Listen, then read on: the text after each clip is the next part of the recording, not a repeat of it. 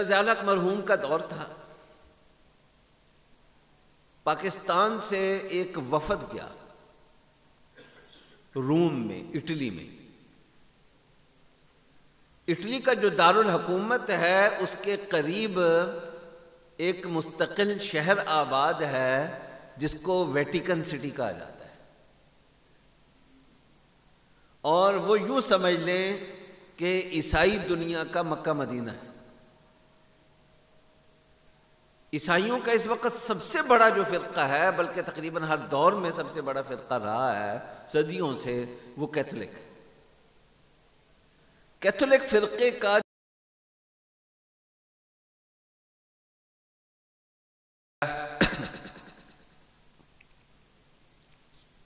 الحمد للہ نحمده ونستعینه ونستغفره ونؤمن به ونتوکل علیہ ونعوذ باللہ من شرور انفسنا ومن سیئات اعمالنا من يهده الله فلا مضل له ومن يضلله فلا هادي له ونشهد أن لا إله إلا الله وحده لا شريك له ونشهد أن سيدنا وسندنا وحبيبنا ومولانا محمدا عبده ورسوله صلى الله تبارك وتعالى عليه وعلى آله وأصحابه وبارك وسلم تسليما كثيرا، أما بعد فأعوذ بالله من الشيطان الرجيم، بسم الله الرحمن الرحيم. اقرأ باسم ربك الذي خلق، خلق الإنسان من علق، اقرأ وربك الأكرم الذي علم بالقلم، علم الإنسان ما لم يعلم. وبالسند المتصل منا إلى الإمام الحافظ أمير المؤمنين في الحديث أبي عبد الله محمد بن إسماعيل البخاري رحمه الله تعالى أقول: باب قول الله ونضع الموازين القسط ليوم القيامة وأن أعمال بني آدم وقولهم يوزن. وقال مجاهد: القسطاس العدل بالرومية. ويقال: القسط مصدر المقسط وهو العادل، وأما القاسط فهو الجائر. به قال حدثنا أحمد بن إشكاب قال حدثنا محمد بن فضيل عن عمارة بن القعقاع عن أبي زرعة عن أبي هريرة رضي الله تعالى عنه وعنهم قال: قال النبي صلى الله عليه وسلم: كلمتان حبيبتان إلى الرحمن خفيفتان على اللسان ثقيلتان في الميزان، سبحان الله وبحمده سبحان الله العظيم. قابل صد احترام علماء کرام، معزز حاضرین مجلس اور میری ماؤں، بہنوں اور بیٹیوں،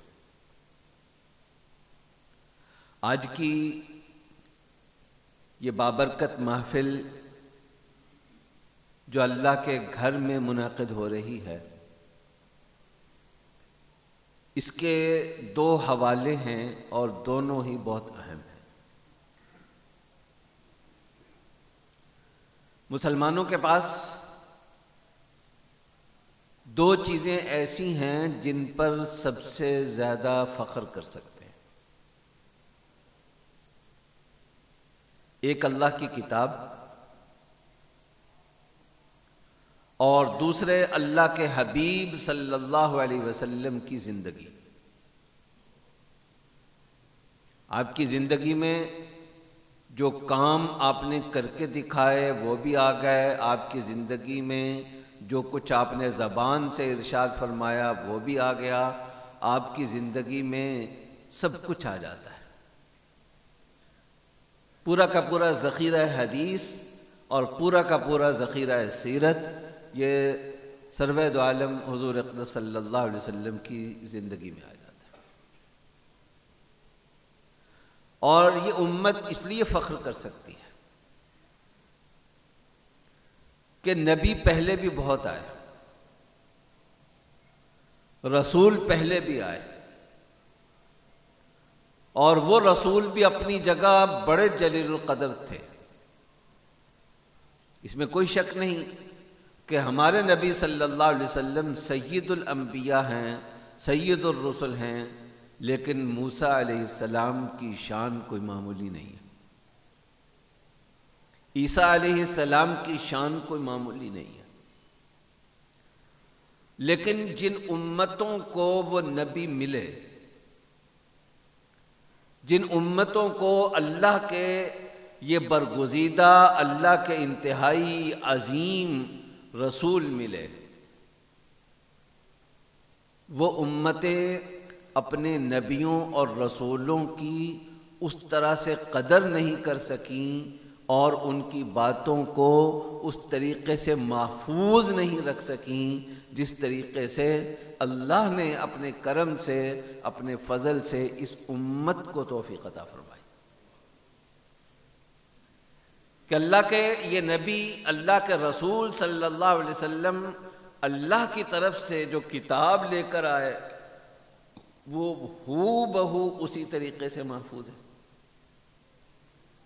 اور اللہ کے نبی صلی اللہ علیہ وسلم نے جس انداز سے زندگی گزاری وہ بھی آج ہم آسانی سے جان سکتے ہیں کہ ہمارے نبی کی گھر کی زندگی کیسی تھی، ہمارے نبی کی باہر کی زندگی کیسی تھی، ہمارے زندگی کا دشمنوں سے برتاؤ کیسا تھا، ہمارے نبی کا اپنوں سے برتاؤ کیسا تھا، چھوٹوں سے کیسا تھا، بڑوں سے کیسا تھا، برابر والوں سے کیسا تھا، امیروں سے کیسا تھا، غریبوں سے کیسا تھا، کھانا کیسا تھا، لیٹنا کیسا تھا، اٹھنا بیٹھنا کیسا تھا، ملنا جلنا کیسا تھا، یہ ہمارے نبی صلی اللہ علیہ وسلم کی زندگی کا پورا ریکارڈ محفوظ ہے۔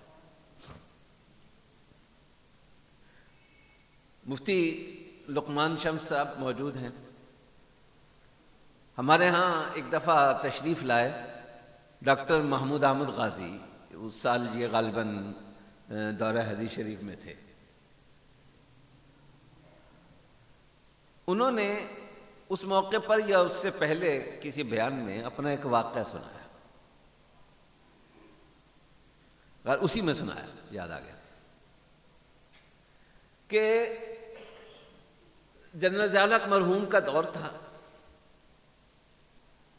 پاکستان سے ایک وفد گیا روم میں، اٹلی میں۔ اٹلی کا جو دارالحکومت ہے اس کے قریب ایک مستقل شہر آباد ہے جس کو ویٹیکن سٹی کہا جاتا ہے، اور وہ یوں سمجھ لیں کہ عیسائی دنیا کا مکہ مدینہ ہے۔ عیسائیوں کا اس وقت سب سے بڑا جو فرقہ ہے، بلکہ تقریباً ہر دور میں سب سے بڑا فرقہ رہا ہے صدیوں سے، وہ کیتھولک ہے۔ کیتھولک فرقے کا جو سربراہ ہوتا ہے وہ پوپ کہلاتا ہے، اور پوپ کا ہیڈ آفس جس جگہ پر ہے اس کو ویٹیکن سٹی کہا جاتا ہے، اور پوپ کی اتنی پاور ہوتی ہے عیسائی دنیا کے اندر، عیسائی مذہب کے اندر، کہ اس کی کہی ہوئی بات حرف آخر سمجھی جاتی ہے۔ مسلمانوں میں حرف آخر اللہ اور اللہ کے رسول کی بات ہے۔ اللہ اور رسول کے بات کی سمجھنے کی کوشش کر کے کوئی رائے میں قائم کروں گا تو مفتی لقمان صاحب میری رائے سے اختلاف کر سکتے ہیں، وہ کہہ سکتے ہیں نہیں استاد جی جو آپ کہہ رہے ہیں آپ کا ادب اپنی جگہ پہ، لیکن میری رائے یہ ہے، آپ کی رائے یہ ہوگی۔ امام ابو حنیفہ کی رائے ہے اور امام ابو حنیفہ کے شاگرد ان کی رائے سے اختلاف کر رہے ہیں۔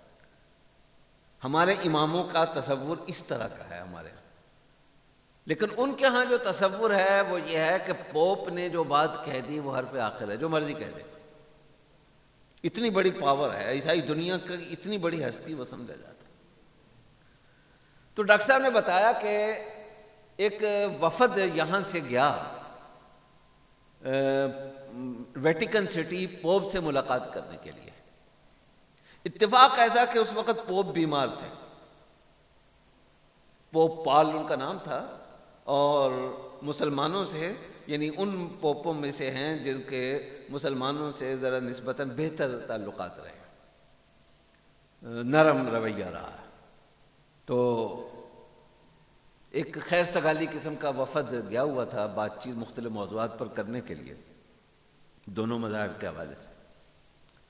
تو ان کے قائم مقام جو ان کی سیٹ پر تھا، ظاہر ہے کہ اس کی بھی اس وقت وہی پاور ہے جو پوپ پال کی تھی اس وقت۔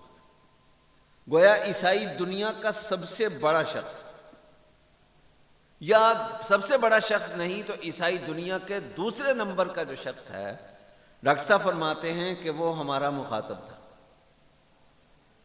ان سے مختلف موضوعات پر باتیں ہوئیں۔ تو ڈاکٹر صاحب کہتے ہیں کہ میں نے ایک سوال کیا ان سے، پوپ سے۔ سوال میں نے یہ کیا کہ جس طرح آپ حضرت عیسیٰ علیہ السلام کو مانتے ہیں، اپنی جان ان پر نشاور کرنے کے لیے تیار ہیں، ہمیں بھی اتنی ہی بلکہ اس سے زیادہ حضرت عیسیٰ علیہ السلام سے محبت ہے۔ ہمیں لاکھ جانیں ملیں اور وہ حضرت عیسیٰ علیہ السلام کی ناموس پر قربان کرنی پڑ جائیں تو وہ ہمارے لیے بہت بڑا اعزاز ہوگا۔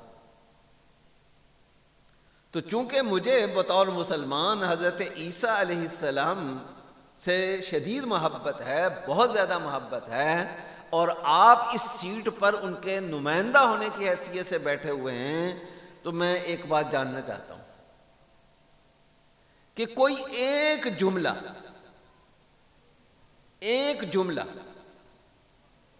ایسا بتا دیں جس کے بارے میں آپ کو پورا یقین ہو کہ حضرت عیسیٰ علیہ السلام کی زبان مبارک سے یہ جملہ بین ہی اسی طرح سے نکلا تھا، کوئی فرق نہیں پڑا اس میں، ایک جملہ۔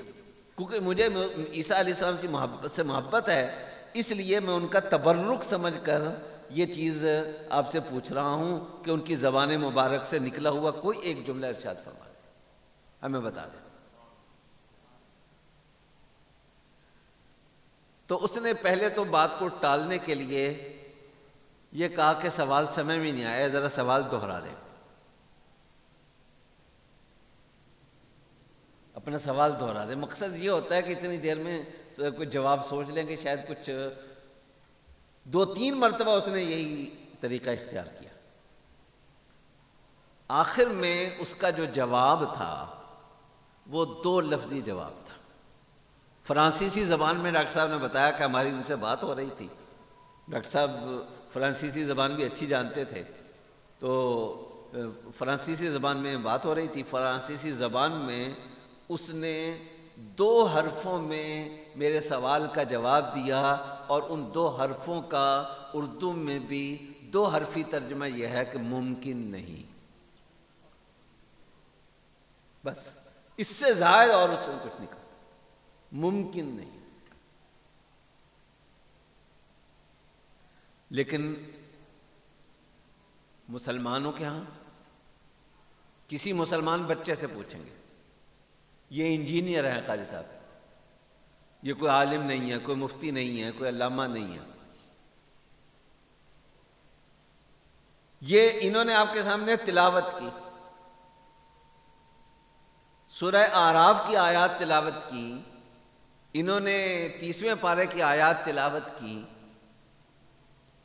اور جہاں سے بھی انہوں نے، ہو سکتا ہے میرے آنے سے پہلے بھی کر رہے ہوں، تو یہ پورے وثوق سے کہہ سکتے ہیں، ہم پورے یقین سے کہتے ہیں کہ یہ لفظ اسی ترتیب سے اللہ کے نبی صلی اللہ علیہ وسلم کی زبان مبارک سے نکلے، لِأَنَّهُ بِهِ الْإِلَٰهُ أَنزَلَ وَهَكَذَا مِنْهُ إِلَيْنَا وَصَلَ، کہ جس طرح جس تجوید کے ساتھ ہم قرآن پڑھتے ہیں، اسی تجوید کے ساتھ اسی طرح قرآن اللہ کے نبی صلی اللہ علیہ وسلم پر نازل ہوا اور اسی کے ساتھ ہم تک پہنچا۔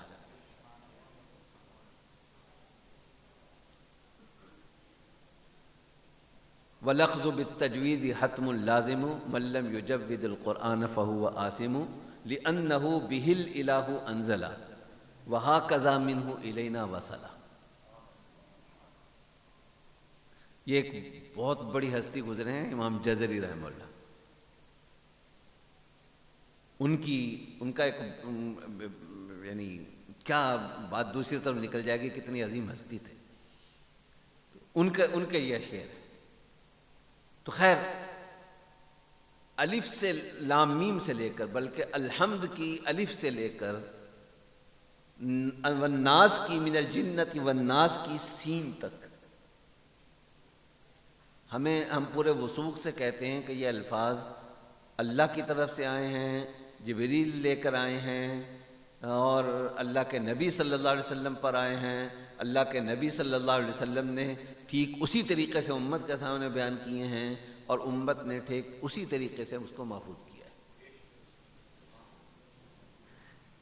ایک جملہ نہیں، پتہ نہیں کتنے جملے ہیں پورے قرآن میں آتے ہیں جو ہم پورے وثوق سے کہہ سکتے ہیں کہ یہ اللہ کے نبی صلی اللہ علیہ وسلم ہے۔ تو یہ قرآن ہمارے لیے ایک بہت بڑا اثاثہ ہے، اور اللہ کے نبی صلی اللہ علیہ وسلم کی زندگی یہ اور آپ کی ذات مبارکہ یہ ہمارے لیے دوسرا اثاثہ ہے۔ آپ پوری دنیا گھوم جائیں، اللہ کے کرم سے آج کے گئے گزرے مادی دور میں بھی، اسلام دشمنی کے دور میں بھی بڑی تعداد میں لوگ اسلام قبول کر رہے ہیں۔ جو اسلام قبول کرتے ہیں وہ میرے اور آپ کے اعمال دیکھ کر قبول نہیں کرتے، بہت کم ایسا ہوگا کہ کسی کی زندگی دیکھ کر، آج کے مسلمانوں کو دیکھ کر کسی نے اسلام قبول کیا، اور وہ اگر ہوگا تو وہ سیدھے سادے دیہاتی قسم کے عام جو مسلمان ہوتے ہیں ان کی سیدھی سادی زندگی دیکھ کر ہوگا، وگرنہ کسی کو اپنی طرف اگر کھینچا ہے تو یا قرآن نے کھینچا ہے یا اللہ کے نبی صلی اللہ علیہ وسلم کی زندگی نے کھینچا ہے۔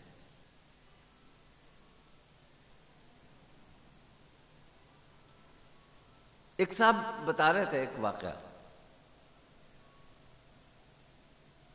کہ ان کے جاننے والے ایک عیسائی دوست تھے،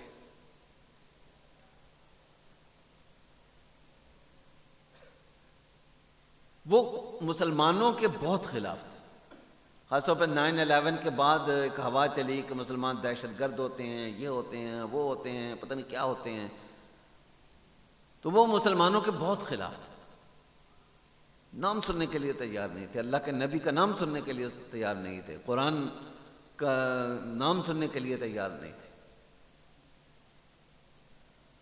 تو وہ کہتے ہیں کہ میں نے ان کے ساتھ دوستی لگا لی، اور مذہبی میں نے فیصلہ کر لیا کہ مذہبی بحث مباحثہ ان سے نہیں کرنا،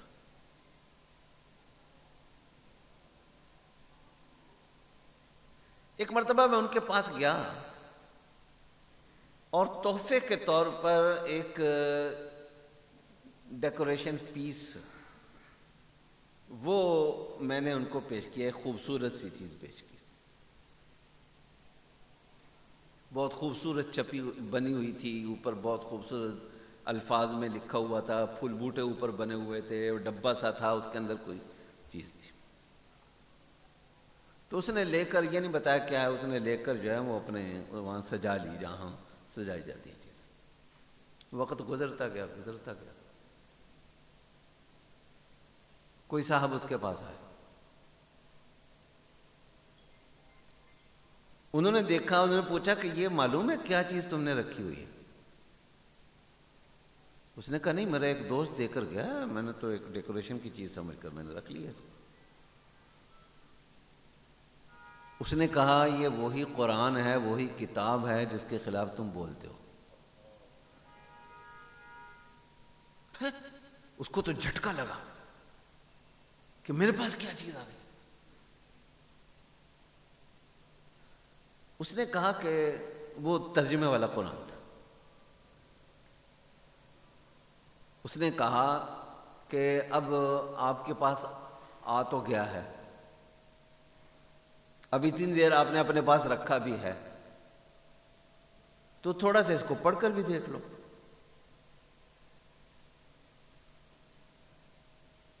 ظاہر ہے کہ اگر اس کی تردید بھی کرنی ہے، اس پر برسنا بھی ہے، اس کے خلاف بولنا بھی ہے، تو وہ بھی تمہارے لیے آسان ہو جائے گا۔ اس نے اس کو پڑھنا شروع کیا، جو پڑھنا شروع کیا، پڑھتے گئے، قرآن نے اپنی طرف کھینچ لیا اس کو، اور اسے اسلام قبول کرنے کی توفیق عطا فرما دی۔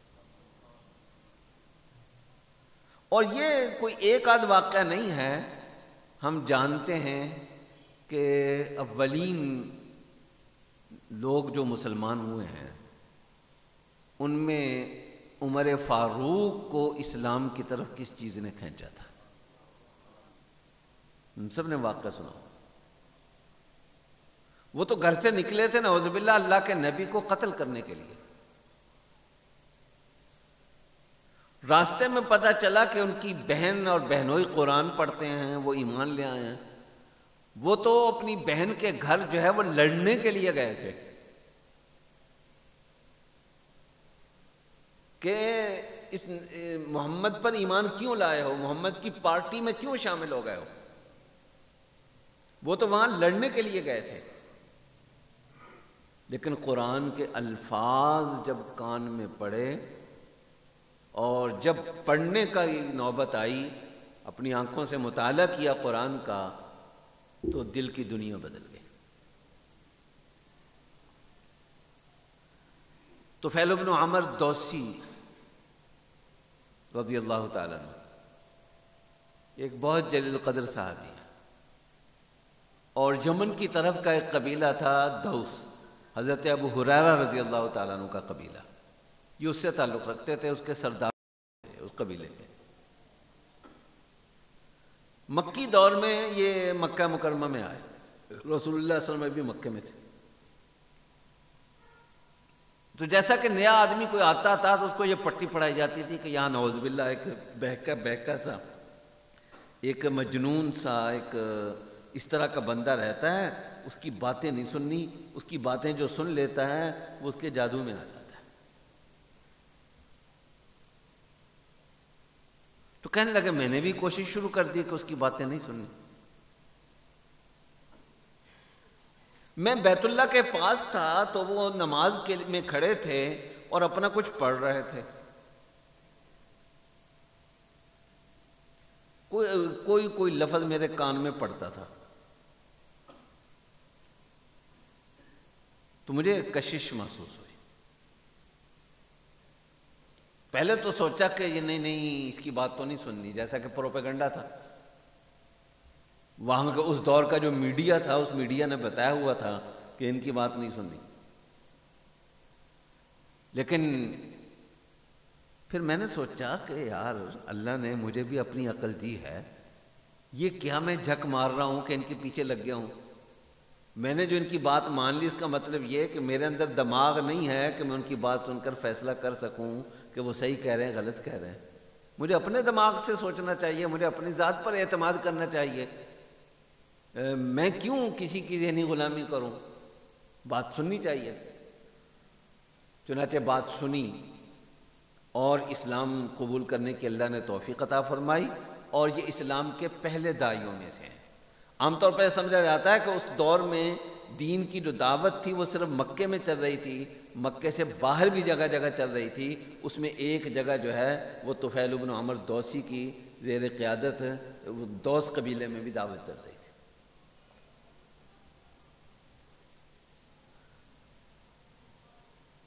حضرت ابوبکر صدیق رضی اللہ تعالیٰ عنہ مکہ کے لوگوں نے جب تنگ کرنا شروع کیا تو حضرت ابوبکر صدیق رضی اللہ تعالیٰ عنہ نے فیصلہ کیا کہ مکے کو چھوڑ کر کہیں اور چلے جاتے ہیں اور وہاں اطمینان سے ہم اللہ کی عبادت کریں گے۔ چنانچہ تیاری کر کے نکل پڑے۔ راستے میں ایک سردار تھا مکے کا، اس نے حضرت ابوبکر رضی اللہ تعالیٰ عنہ کو کہا، وہ مسلمان نہیں تھا لیکن حضرت ابوبکر کی انسانی جو خوبیاں تھیں ان کو بارہ سمجھتا تھا کہ آپ جیسا خوبصورت انسان، آپ جیسا باکمال انسان اگر مکہ چھوڑ جائے تو مکے والوں کے لیے یہ کوئی اچھی بات نہیں ہے، آئیے مکے میں واپس، اور میں تمہیں پناہ دیتا ہوں کہ تمہیں کوئی کچھ نہیں کہے گا۔ حضرت ابوبکر واپس آ گئے اور اس نے اعلان کر دیا کہ ابوبکر میری پناہ میں ہے، ابوبکر کو کچھ نہیں کہا جائے گا۔ حضرت ابوبکر رضی اللہ تعالیٰ عنہ کا طریقہ یہ تھا کہ انہوں نے اپنے گھر کے باہر ایک جگہ بنائی ہوئی تھی، اپنے صحن میں نماز پڑھنے کی جگہ بنائی ہوئی تھی۔ اب تو ہماری سول انجینئرنگ اتنی ترقی کر گئی ہے، پتہ نہیں کتنی عظیم شان بلڈنگیں بنا لیتے ہیں، اور دنیا بھر کا ہم مقابلہ بڑی بڑی بلڈنگوں میں کرنے لگے ہیں، اور ہمارے عرب ملک تو پتہ نہیں کہاں بلڈنگوں میں پہنچ گئے ہیں، لیکن ہمیں آج تک یہ توفیق نہیں ہوئی کہ ہم اپنی سول انجینئرنگ میں اسلام کو شامل کریں۔ گھر کا نقشہ بنانا ہے تو اس میں نماز کی، اس میں وضو کی، اس کی بھی کوئی پروویژن رکھی جائے، کوئی اس کی ترتیب رکھی جائے۔ یہ ہمارے نہ نصاب میں کہیں ہوتا ہے نہ کہیں اور پڑھایا جاتا ہے۔ انجینئر ہوتا ہے وہ مسلمان انجینئر نہیں ہوتا۔ تو خیر ابوبکر نے جگہ بنائی ہوئی تھی نماز کی، اور رات کو اللہ اکبر کہہ کر کھڑے ہو جاتے تھے، تلاوت کرتے تھے، بڑے رقیق انداز میں تلاوت کرتے تھے۔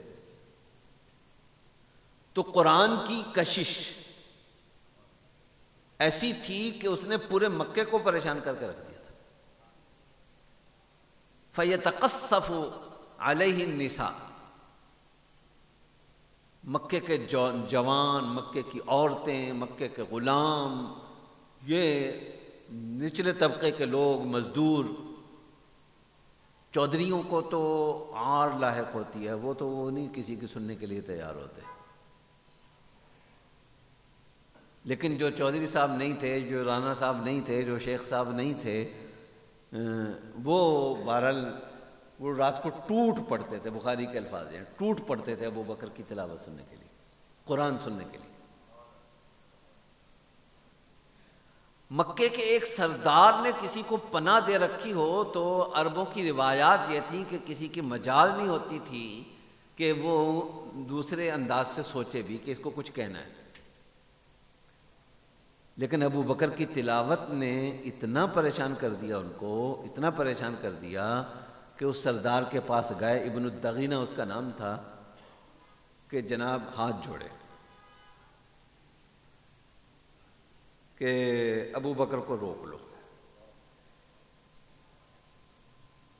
یہ سب کچھ ہمارے ہاتھ سے نکل جائے گا، ہمارا مزدور قرآن کا عاشق ہو جائے گا، ہمارا نوجوان قرآن کا عاشق ہو جائے گا، ہماری عورتیں قرآن پہ ٹوٹ مریں گی، ہمارے غلام قرآن کے فدائی ہو جائیں گے، فریفتہ ہو جائیں گے، آپ کی مہربانی ہے، ہماری ابو بکر کے قرآن سے جان چھڑا دو ہماری، مکہ ہمارے ہاتھ سے نکل رہا ہے۔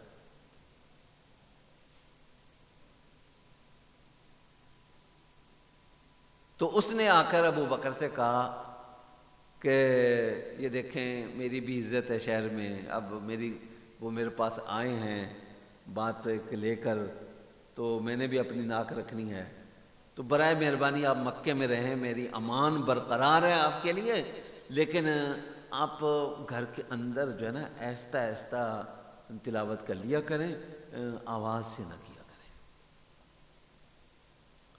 اتنی مہربانی کر لیں۔ ابو بکر نے کہا کہ آپ نے مجھے امان دینی ہے دیں، امان نہیں دینی تو واپس کر دیں، میرا اللہ مالک ہے، ماریں کھا لوں گا، زیادہ زیادہ ماریں گے، پیٹیں گے مکے والے، کھا لوں گا ماریں، لیکن قرآن نہیں چھوڑوں گا۔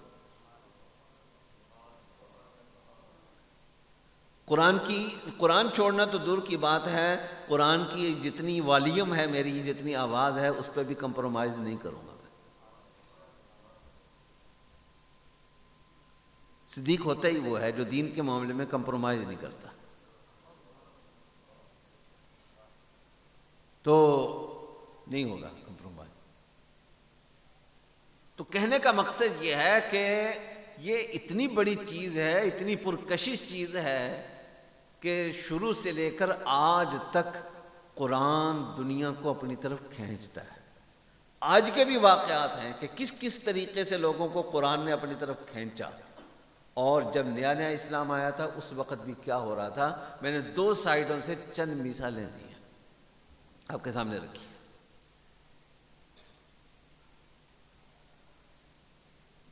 قرآن کے الفاظ، قرآن کا لہجہ، قرآن کی ادائیگی کا طریقہ، یہ سب چیزیں ایک ایک چیز ہمارے لیے سراپا سعادت ہے، اور قرآن کا معجزہ ہے، ایک ایک چیز قرآن کا معجزہ ہے۔ لیکن قرآن کے آنے کا اصل مقصد کیا ہے؟ وہ قرآن نے جگہ جگہ خود بتایا ہے کہ یہ کتاب آئی ہے ہمیں زندگی سکھانے کے لیے، یہ کتاب آئی ہے ہمیں ہدایت دینے کے لیے، یہ کتاب آئی ہے ہمیں نصیحت کرنے کے لیے، اور یہ چیز تب حاصل ہوگی، قرآن کی نصیحت تب ملے گی، قرآن کی ہدایت تب ملے گی جبکہ قرآن کے مضمون کو سمجھا بھی جائے گا۔ کوئی پڑھ رہا ہو اور ہمیں سمجھ میں آ رہا ہو کہ کیا پڑھ رہا ہے۔ بغیر سمجھے قرآن پڑھنا سننا یہ بھی بہت بڑی بات ہے، یہ بھی اللہ کے قرب کا ذریعہ ہے۔ لیکن قرآن سے اصل لگاؤ تب بنتا ہے جبکہ قرآن سمجھنے کی بھی کوشش کی جائے،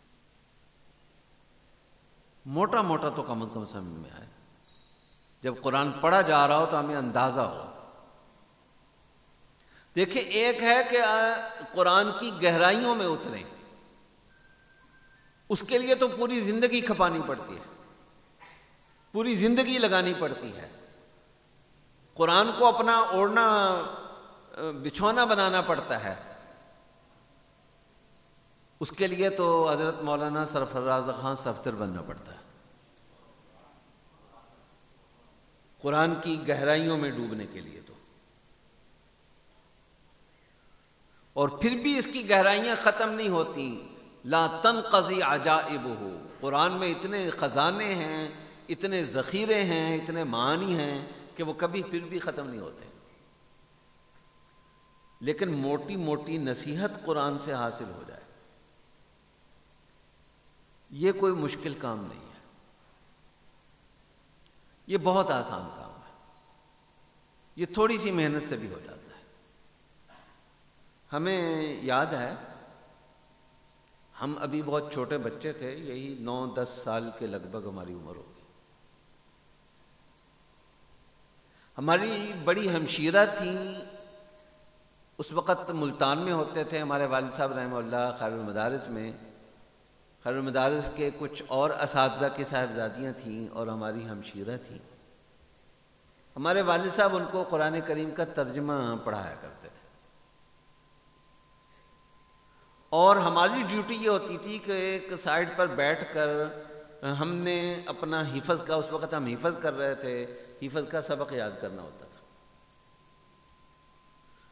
تو ایک طرف ہم اپنا سبق یاد کر رہے ہوتے تھے اور ایک کان جو ہے وہ ہمارا وہ ترجمے کے سبق کی طرف ہوتا تھا. گویا آدھی 9-10 سال کا بچہ آدھی توجہ کے ساتھ قرآن کریم کا ترجمہ سن رہا ہے اور آدھی توجہ کے ساتھ سن رہا ہے، ادھوری توجہ کے ساتھ سن رہا ہے. لیکن اس کے باوجود ہمیں یاد ہے کہ جب ہمارا قرآن ختم ہوا تھا، یہی 10 سال کی 10 11 10.5 سال کی عمر میں، تو اس وقت اکثر و بیشتر آیات کے بارے میں ہمیں اندازہ ہوتا تھا اتنی چھوٹی عمر میں بھی کہ قرآن کیا کہہ رہا ہے. قرآن کا مضمون ہمیں سمجھ میں آ رہا ہوتا تھا. تو اس کے لیے بہت زیادہ توجہ درکار نہیں ہے. ایک عام آدمی جس کی کاروباری مصروفیات ہیں، جس کی ملازمت کی مصروفیات ہیں، جس کی کوئی اور مصروفیات ہیں، وہ بھی قرآن کریم کا ترجمہ کسی عالم سے 1-2 مرتبہ سن لے تو قرآن سے اتنا جوڑ اور اتنا لگاؤ اس کا ضرور پیدا ہو جاتا ہے. یہ بہت خوشی کی بات ہے کہ اس مسجد میں الحمدللہ باقاعدہ درس قرآن ہوتا ہے. اور ایک دور وہ تھا ہمارے بچپن کا دور کہ شاید ہی کوئی مسجد ایسی ہوتی تھی جس میں فجر کی نماز کے بعد درس قرآن نہیں ہوتا تھا. ہم سمجھا کرتے تھے کہ درس قرآن جو ہے یہ فجر کی نماز کا حصہ ہی ہے. شاید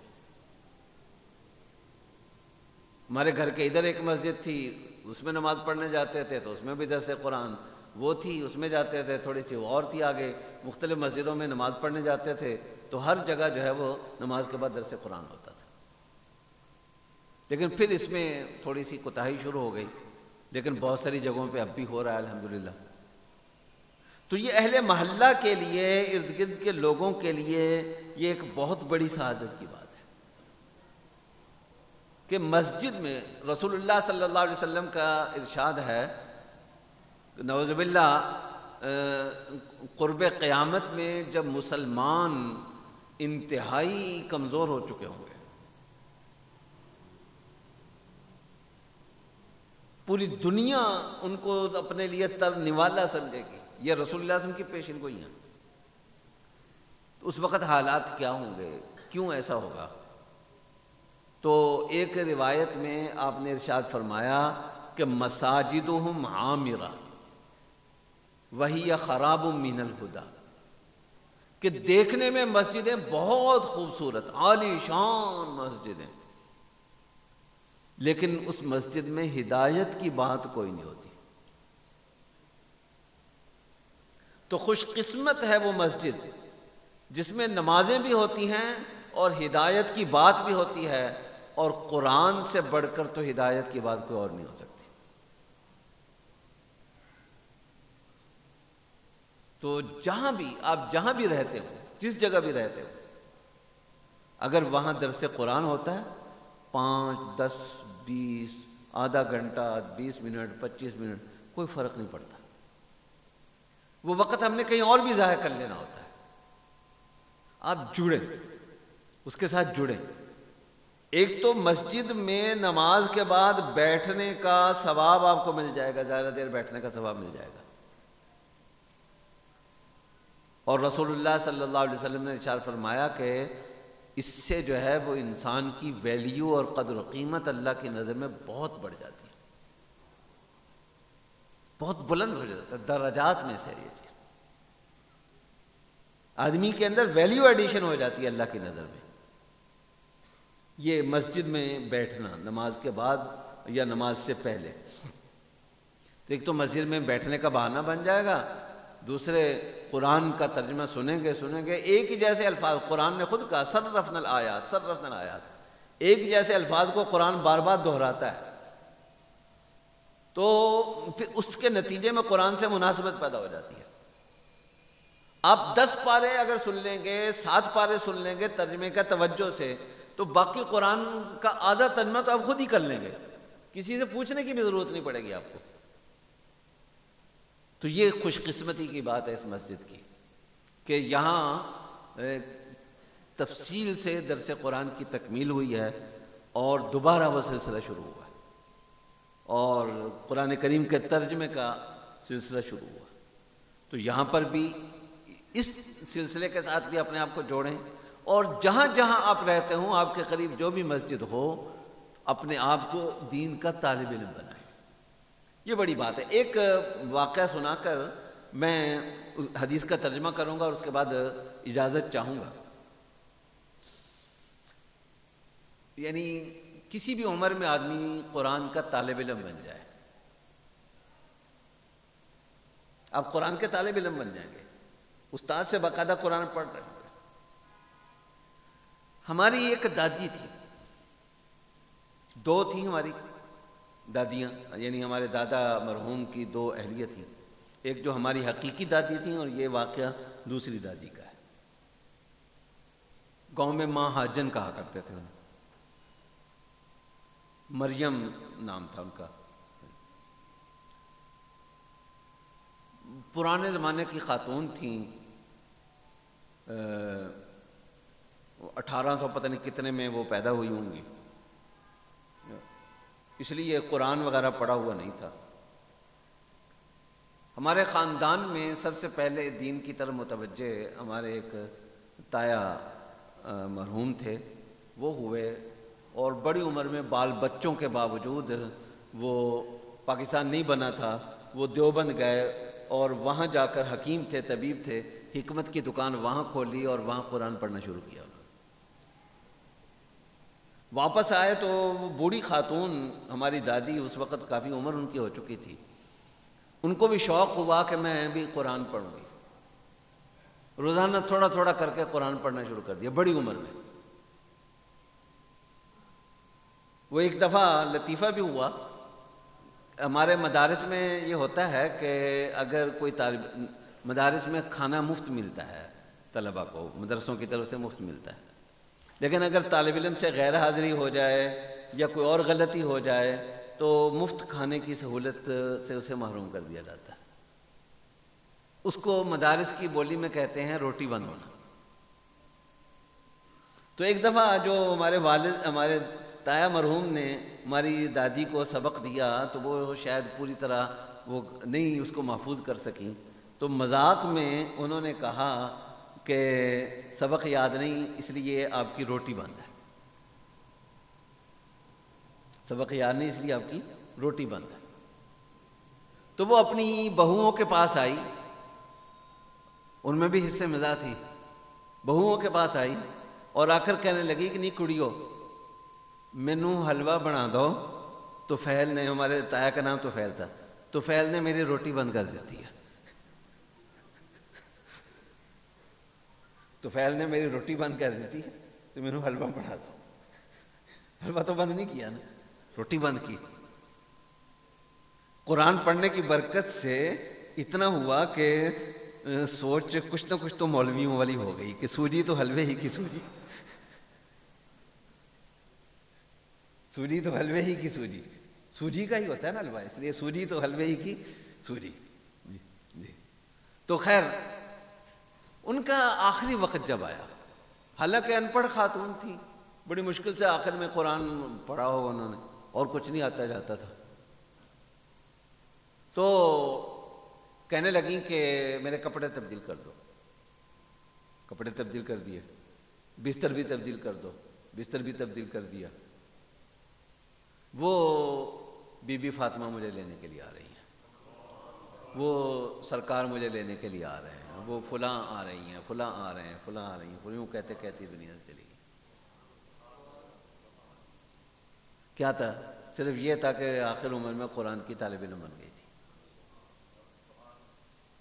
تو طالب علم ہی کبھی نہ چھوڑیں، پوری زندگی کوشش کریں کہ ہم نے طالب علم ہی رہنا۔ آخر میں جو صحیح بخاری شریف کی آخری حدیث پڑھی ہے میں نے، اس کا ترجمہ کر کے میں اپنی گفتگو کو ختم کرتا ہوں۔ امام بخاری رحمہ اللہ یہ حدیث نقل کرتے ہیں اپنے استاذ احمد بن اشکاب سے، اور وہ نقل کرتے ہیں اپنے استاذ محمد بن فضیل سے۔ یہ حدیث امام بخاری رحمہ اللہ اپنی اس کتاب کے اندر اور جگہ بھی لے کر آئے ہیں،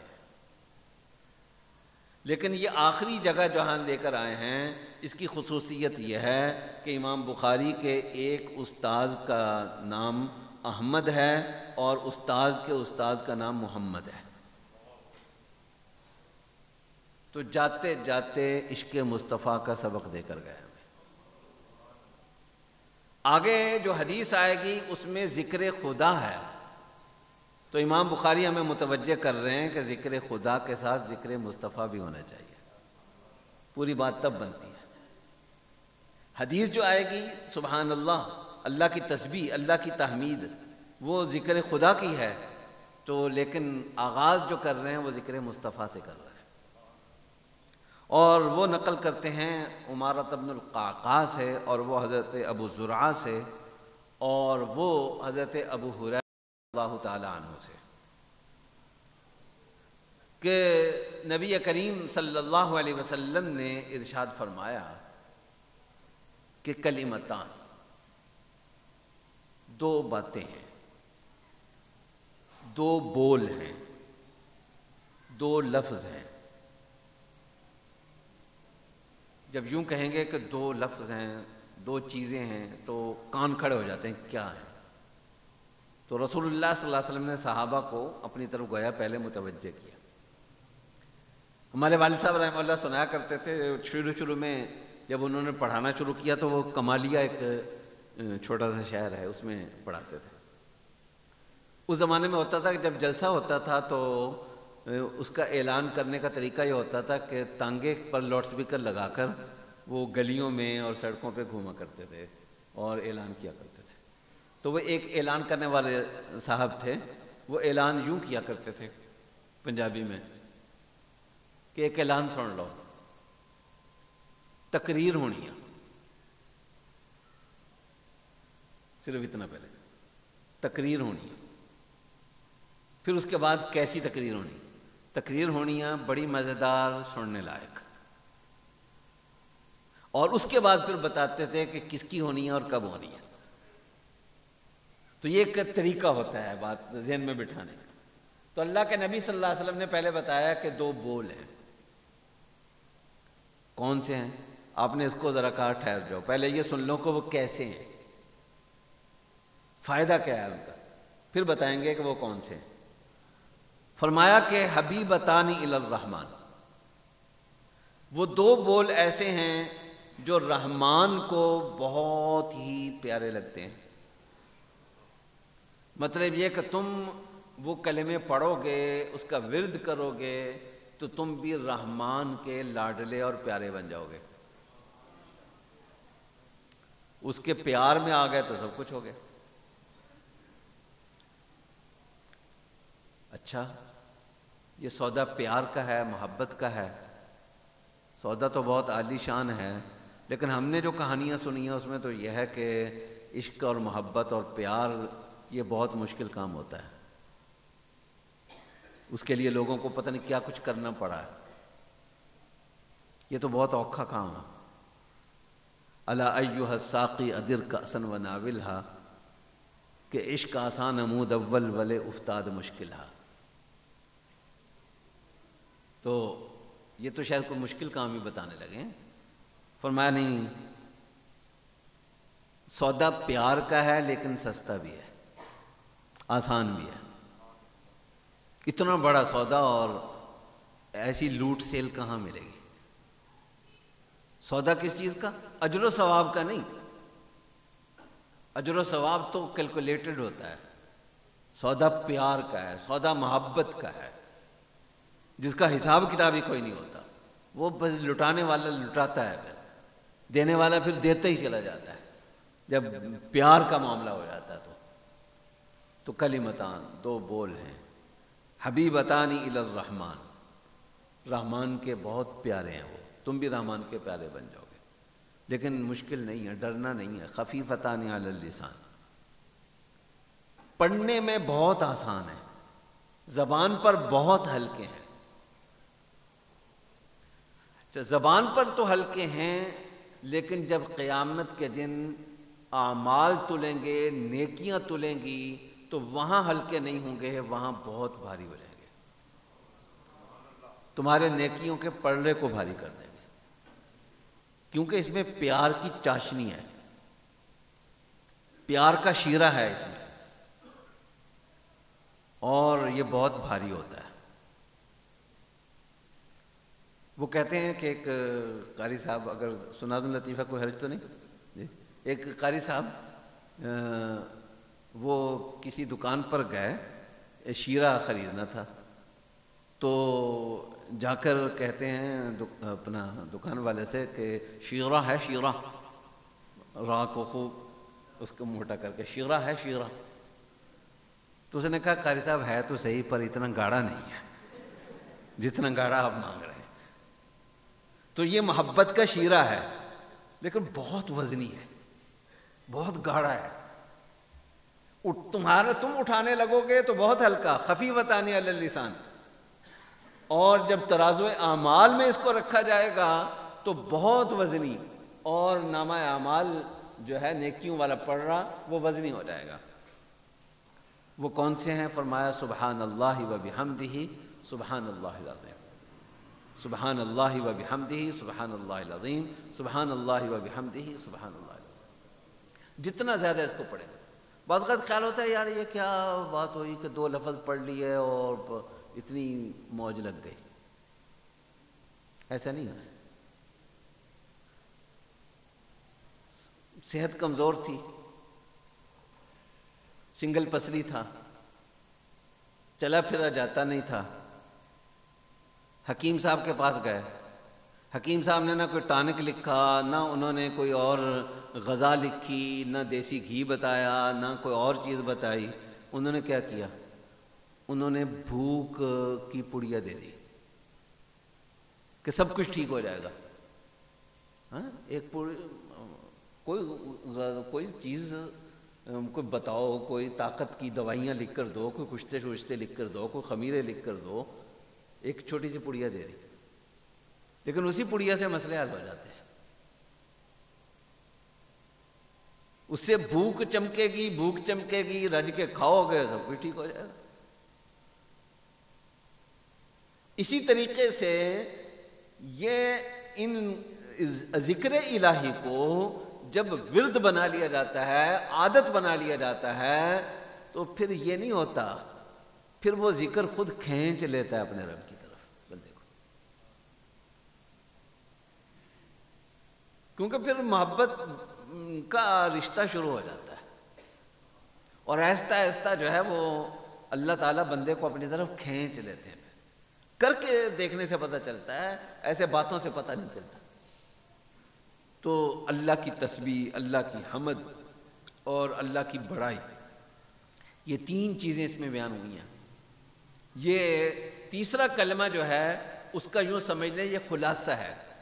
تیسرا کلمہ پڑھنا ذرا مشکل لگے تو آسان الفاظ میں پڑھنا چاہیں تو سبحان اللہ و بحمدہ سبحان اللہ العظیم یہ پڑھ لیں، تو اس میں بہت سارے اذکار کا نچوڑ اور خلاصہ آ جائے گا۔ اللہ جل جلالہ ہمیں ان اذکار پر بھی عمل کرنے کی توفیق عطا فرمائے، اور جہاں جہاں قرآن کی خدمت ہو رہی ہے، قرآن کی بات ہو رہی ہے، اللہ تعالیٰ ان خدمات کو اپنی بارگاہ میں قبول بھی فرمائیں، اور ہمیں اس سے منسلک ہونے اور اس سے جڑنے کی توفیق بھی عطا فرمائیں۔ وآخر دعوانا ان الحمد للہ رب العالمین۔